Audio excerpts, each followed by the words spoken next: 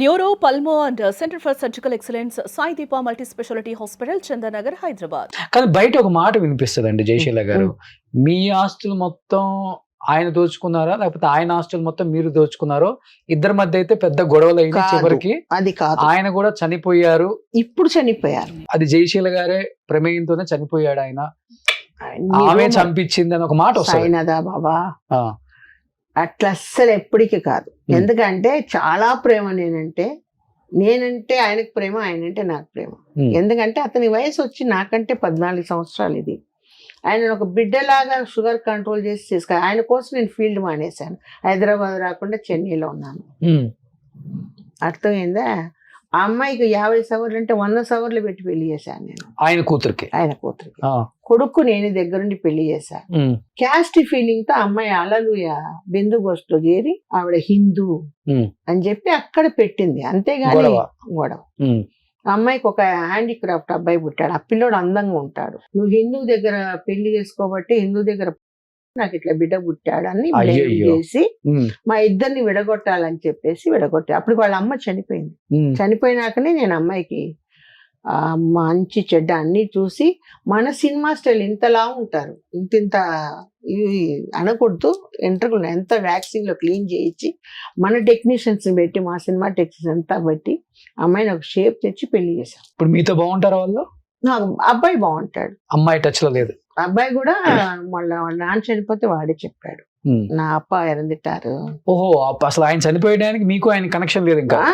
మీరు తీసేసి అబ్బాయిని పెట్టేసి ఇచ్చేసి నడి రోడ్లో వదిలేసి వెళ్ళిపోయాడు. అప్పటికి మా ఫాదర్ చనిపోయి మా మదర్ నా దగ్గరకు వచ్చారు, భార్య చనిపోయి ఇతను నా దగ్గరికి వచ్చాడు. వీళ్ళిద్దరు సేవ చేయలేక నేను చచ్చిపోతా ఉన్నాను. ఇంకా ఫీల్డ్ ఇక్కడ నన్ను రాణించలేదు హైదరాబాద్ కి. మరి ఎందుకు విడిపోయారు అంత ప్రేమించుకొని పెళ్లి చేసుకొని? బిడ్డ ఇట్లా హ్యాండీక్రాఫ్ట్ గా పుట్టి నాకు ఇట్లాంటి బిడ్డ పుట్టింది, నువ్వు హిందూతో సంసారం చేయబట్టి అని అక్కడ పెట్టింది ఫిట్టింగ్. సో దాని వల్ల మీ ఇద్దరు విడిపోయారు? నా ఇద్దరు. ఓకే. బిడ్డను పోగొట్టుకోలేరు కదండి ఎవరైనా. కన్నవి ఇప్పుడు నేనే ఉన్నా, నా బిడ్డ కోసం నేను త్యాగం చేస్తాను కదా, బిడ్డను పోగొట్టుకోలేను కదా. అదే అతను అలాగే చేశాడు. తర్వాత దీనికి ఎవరు లేరు, ఏదైనా దాని నేను ఒకవేళ ఏదైనా పెట్టినా దాని వాళ్ళ అన్నదమ్ములకు పెట్టుకుంటుందేమో అతనే. ఇది ఈ హాస్టల్ దగ్గరే కదా, అంతే కదా. ఆయన దగ్గర నేను ఒక పైసా కూడా తీసుకోలేదు, ఎంత నాకు కష్టార్జితం. కాకపోతే మీదే ఇంకా ఆయన తిన్నాడు. మనం పాపం మాటలు ఎప్పుడు ఎవరిని అనకూడదు. అతను నాది తినలేదు, నేను అతనిది తినలేదు. సో ఇప్పుడు ఆయన చనిపోయే టైంకి మీకు ఎన్ని సంవత్సరాలు ఆయన చూడక మీరు? నేను ఫస్ట్ ఒక 10 ఏళ్ళు. ఇది మళ్ళీ దొంగగా వచ్చాడు ఒకసారి, నన్ను చూడబుద్ధి వచ్చాడు. వచ్చి నేను అడిగాను, ఇట్లా బిడ్డ కోసం ఇట్లా నడి రోడ్లో వదిలిపెట్టిపోయావు. మిమ్మల్ని నడి రోడ్లో వదిలేసి వెళ్ళిపోయాడు? అంతే కదా, చెప్పా పెట్టకుండా నేను బ్యాప్టిజం తీసుకున్నాను. ముసలి వయసులో బ్యాప్టిజం తీసుకోవడం ఏంటి? మీరు వినర్ రోషన్ గారు, నేను మానస సరోవర్ అంతా వెళ్ళొచ్చాను. నేను సూర్యాజీ భక్తురాలయ్యాను, సన్ చూసి మెడిటేషను.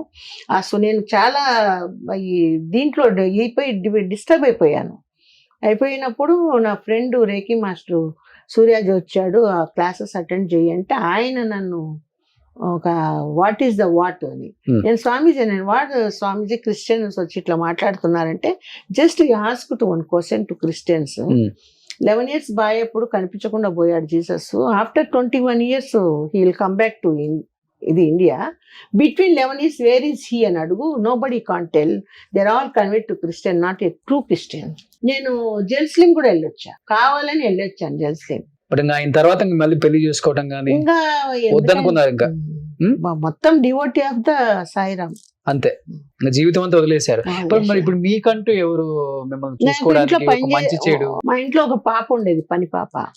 ఆ పని పాప పిల్లడు నా దగ్గర ఉన్నాడు. వాడు ఏం చేశాడంటే, మా అమ్మ బెడ్ రెడ్ లో ఉండినప్పుడు మళ్ళీ నేను షూటింగ్ స్టార్ట్ చేసినప్పుడు చూసుకునే వాళ్ళు లేరు మా మదర్ని. ఎందుకంటే మా ఫాదర్ చనిపోయినాక మా మదర్ నా దగ్గరకు వచ్చేసింది. మా ఫాదర్ ఇంకా చనిపోతాను ముందు నా దగ్గరకు వచ్చాడు. అమ్మ నేను ఉంటే అమ్మని పూలల్లో పెట్టి పంపించేస్తాను, ఒకవేళ నేను చనిపోతే మీ అమ్మ నాన్న కొడుకు చూడరు, నువ్వు తెచ్చుకోవాలి అని చెప్తే సరే అన్నాను. మా నాన్న చనిపోయినట్టే మా అమ్మని నా దగ్గర తెచ్చేసుకున్నాను. బట్ ఇంత మంచి క్యారెక్టర్లు చేశారు, కొద్ది గొప్ప సంపాదించుకున్నారు, మంచి జీవితం. So happy. ఈ టైంలో రెస్ట్ తీసుకోవచ్చు, లేకపోతే కుదిరితే ఏదన్నా సినిమాలో యాక్ట్ చేయొచ్చు. అమ్మమ్మ నాన్నమ్మ క్యారెక్టర్లు, సీరియల్స్ లో కూడా కొన్ని యాక్ట్ చేశారు మీరు, తెలుగులో కూడా. నాకు అక్కడ ఒక ఇల్లు ఉంది చెన్నైలో, ఇక్కడ ఒక ఇల్లు ఉంది, హ్యాపీ లైఫ్, ఎవ్వరు లేదు వెనక. అదే కావాల్సినంత కాలం తినొచ్చు, లేదా రోజు ట్రస్ట్ కు రాసి ఇవ్వచ్చు, లేకపోతే నాలాంటి వాడికి కూడా రాసియచ్చు మొత్తం. పోయిన తర్వాత ఎవడన్నా తీసుకోండి మనకేంటి. అలాంటిది ఈ వయసులో ఎందుకు ఏమో పోయి ఆ పార్టీలో చేరింది? అవసరమా ఈమెకి? దానికి ఒక కారణం జగన్ గెలవటానికి తిరుమల గుండు కూడా గీయించుకొని వచ్చింది. మొన్న కూడా కొట్టించాను. ఆ. ఎందుకంటే లడ్డులో కొవ్వు కలిపారన్నారు కదా.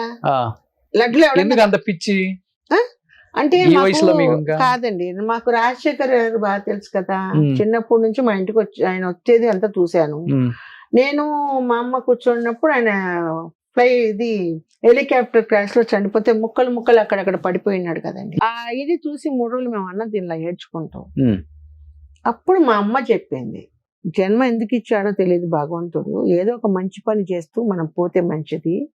ఆయన చూడు ఎంతో మందికి ఎన్నో మంచి చేశాడు, ఆయన చనిపోయినాడు. అప్పుడు ఫామ్ అవుతుంది, ఇంకా అప్పుడు పార్టీనే ఫామ్ అవ్వాల. ఉమ్, ఉమ్, ఉమ్. అప్పుడు ఒక డిసైడ్ అయిపోయాను నేను. యాక్చువల్గా 2 నెలల ముందు రాజశేఖర్ రెడ్డి గారిని కలుద్దాం అనుకున్నాను. అన్ఎక్స్పెక్టెడ్ గా నేను రాలే హైదరాబాద్. అప్పుడు హైదరాబాద్ ఎక్కువ వచ్చేదని కాదు నేను. మీ నాన్న రాజశేఖర రెడ్డి గారు మంచి ఫ్రెండ్స్ ఒరే రాజా అంటే ఒరే రాజా అనుకుంటే ఫ్రెండ్స్. మా ఇంట్లోకి వస్తే భోంచేసి వెళ్తాడు. ఓకే. మేమంతా కాంగ్రెస్ ఫస్ట్ నుంచి. ఆ ప్రేమతో మీరు జగన్ పార్టీలో జాయిన్ మా అయ్యారు. అమ్మ చెప్పింది, ఆ పార్టీకి వెళ్ళి మనం ఏదన్నా ఉంటే నువ్వు చెయ్యి. సో ఫస్ట్ టైం కూడా గుండు కొట్టించుకున్నారా గెలవాలని? విజయవాడ టు యానం వరకు క్యాన్వాస్ చేశాను. సీఎం అవుతాడని ఆ రోజు సవాల్ చేశాను. సీఎం అవుతే వెంటనే గుండు కొట్టిస్తానన్నా. ఆయన 5వ తారీఖు 3వ తారీఖు పదవి స్వీకరణ చేశాడు. నేను 5వ తారీఖు 7వ తారీఖు తిరుమలకి వెళ్ళి గుండు కొట్టించుకున్నాను. రెండోసారి గుండు కొట్టించుకున్నారు, మరి గెలవలేదు ఎవరు జగన్. అది ఆయన ఇది నిదర్శనం చేయలేదు కదా. ఆయన అబద్ధం అని తేలిపోయింది కదా. లడ్లో కొవ్వు కలపలేదని రెండోసారి గుండు గెలవాలని కాదు, గెలవడానికి కోసం కాదు. గెలుస్తాడు కానీ అక్కడ మీకు తెలియదు, నేను అక్కడ ఉన్నా. నా ఓట్లు కూడా మాయం చేసేసారు.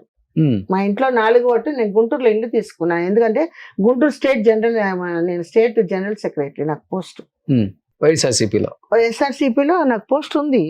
ఒకవేళ మా పదవి పోయినా కూడా 2 ఏళ్ళు నేను ఉంటాను దాంట్లో. అది కాకుండా human rights international advisor of from 35 years నేను. ఎలా ఉంటారు జగన్ గారు రియల్ గా?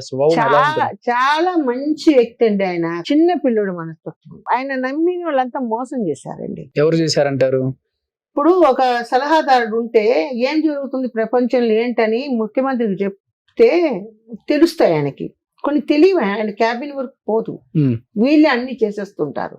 నేను ఆయన కలవడానికి పిచ్చి కుక్కలాగా 4 సంవత్సరాలు తిరిగి ఉంటాను సజ్జల గారి దగ్గరికి. తర్వాత విజయసాయి రెడ్డి గారే నాకు ఈ పోస్ట్ వేశారు. సజ్జల గారికి చెప్పి ఈ అమ్మాయి సూటబుల్ పర్సన్ అని. ఎందుకంటే నేను 35 years దీంట్లో ఉండి కొంచెం మంచి ఆ పార్టీలో ఉన్నారు కదా. ఎవరు ప్రధాన కారణం పార్టీ ఇంత దిగిపోవటానికి, ఇంత దారుణమైన ఓటమికి రావటానికి? పక్కన ఉండే వాళ్ళే ఒక 2-3 ఉన్నారండి. పేర్లు నేను చెప్పకూడదు కూడా. ఆయనకు అసలు విషయాలు తెలియవు కొన్ని. ఫస్ట్ ఉన్నప్పుడు మేమంతా ఉన్నప్పుడు గట్టు రామచంద్రరావు గారు, అంబటి రాంబాబు గారు, నేను, వంగవీటి ఉషా, మేమంతా ఒక టీం అన్నమాట. ఇక్కడ ఒక క్యాబిన్ కూడా ఉండేది మాకు. సో ఆయన గెలిపించాం ఫస్ట్ టైం. గెలిపించి ఒక సీఎం చేశాం. తర్వాత కొన్ని కారణాల వల్ల ఒక్కొక్కరు. ఇప్పుడు ఏంటంటే మరి ఇంకా రాదు అన్న దీంతో మూర్ఖులు పదవుల మొహంతో రాజీనామా చేసి పరిగెత్తుతున్నారు. బీజేపీ కొంతమంది, జనసేన కొంతమంది, తెలుగుదేశానికి కొంతమంది. మీకు పార్టీ మీకు పదవి ఇచ్చిన వ్యక్తి విజయసాయి రెడ్డి గారు కూడా రాజీనామా చేశారు. అది ఎందుకు చేశాడని 2 రోజుల నుంచి ఆలోచిస్తున్నాను. ఎందుకు చేశాడు, ఎక్కడ ప్రెజర్ వచ్చింది, దేని వల్ల అని నేను కనుక్కుంటున్నాను. కానీ నిజాలు ఎవరు చెప్పరు కదా మనకి. సో ఓడిపోయిన తర్వాత జగన్ గారిని కలిసారా? మొన్న కలిసాను, 15 నిమిషాలు మాట్లాడాను. ఏం చెప్పారు? ఎందుకన్నా ఇట్లా జరిగింది, ఎక్కడో తప్పు జరుగుతుంది, ఓట్లు గల్లంతైనాయి, రీఎలక్షన్స్ ఎందుకు ఒప్పుకోలేదు, రీఎలక్షన్స్ పెట్టాలి కదా. మళ్ళీ మీరు చెప్పలేదా? మరి మీ చుట్టూ కొంతమంది ఉన్నారు, మీ క్యాబిన్ దాకా ఏ విషయం రాని పక్కన జనం అండి. ఒక్కొక్కడు ఒక 20 మందిని వేసుకొని వచ్చి జనంలో అసలు ఎలా తోస్తున్నారంటే అలా దోస్తున్నారు. నా చీర కూడా లాగేసి నెట్టుకొని వచ్చేస్తుంటే ఇంకేం చేయాలి మనం? అక్కడికి 15 నిమిషాలు ఇచ్చాము, ఒకటి ఇట్టేసాడు, ఇంటూనే ఉన్నాడు చెప్పేటి.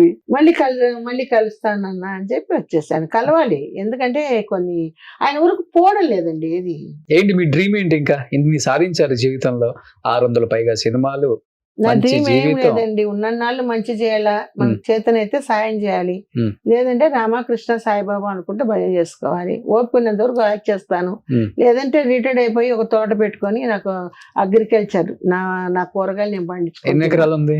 ఎకరాలా ఏం లేదు, ఆ. ఒక చిన్న గ్రౌండ్ లోనే పండించుకుంటాను. అంతే. సో చెన్నైలోనే ఉండాలని ఫిక్స్ అయిపోయారు ఇంకా. అనుకున్నా, మరి నసీబ్ మే ఖ్యాలి క్యా తో క్యా కిసి కా మాలూమ్ హై, గాడ్ కా నోస్. ఓకే, సో జీవితం అయితే ఇలా వెళ్తూ ఉంది. సుమన్ టీవీలో మీ పర్సనల్ అండ్ బిజినెస్ ప్రమోషన్స్ కోసం కింది నెంబర్కి కాంటాక్ట్ చేయండి.